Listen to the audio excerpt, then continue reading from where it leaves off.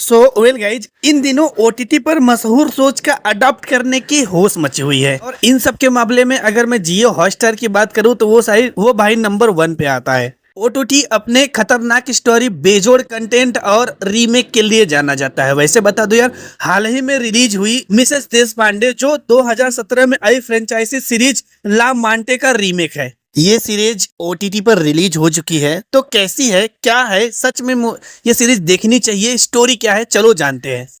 चलो भाई देखो अब मैं क्या करता हूँ।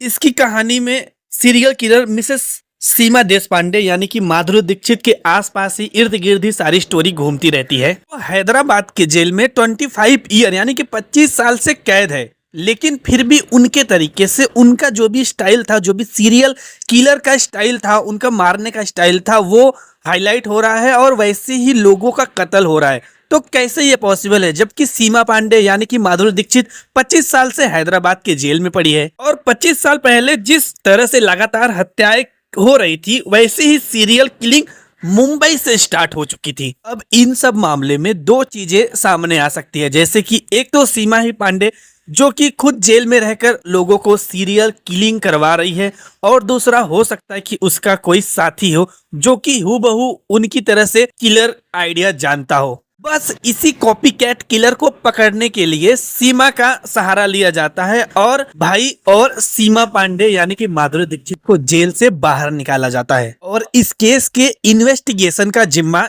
सीमा पांडे को सौंप दिया जाता है। अब स्टोरी में जैसे जैसे कहानी आगे बढ़ती है, इस कॉपी कैट किलर की तलाश के साथ साथ मिसेस देश पांडे का भी अतीत के पन्ने खोले जाते हैं। कहानी बहुत ही बेजोड़ हो जाती है, सस्पेंस, थ्रिल्स और किलिंग स्टोरी से भरी पड़ी है।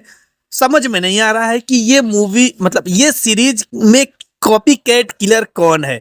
सीमा देशपांडे जो कि एक पहले 25 साल पहले ऐसे ही किलिंग करती थी और उनका हूबहू कॉपी यानी कॉपी कैट, अब उसके बारे में इंक्वायरी चल रही थी, पर क्या होता है सीरीज में, कैसे उसको पकड़ा जाता है, क्या सच में ये सीमा पांडे यानी कि माधुरी दीक्षित ही थी या फिर उनका कोई साथी था, भाई ये जानने के लिए आपको ओटीटी पर ये सीरीज देखनी पड़ेगी। और बता दूं सीरीज अच्छी है, काफी बढ़िया बैकग्राउंड है, सिनेमेटोग्राफी, सस्पेंस, थ्रिल पूरी तरह से एकदम आपको भौचक्का कर देंगे क्योंकि ये सीरीज काफी अच्छी है। तो आप देख सकते हो, सीरीज आ चुकी है।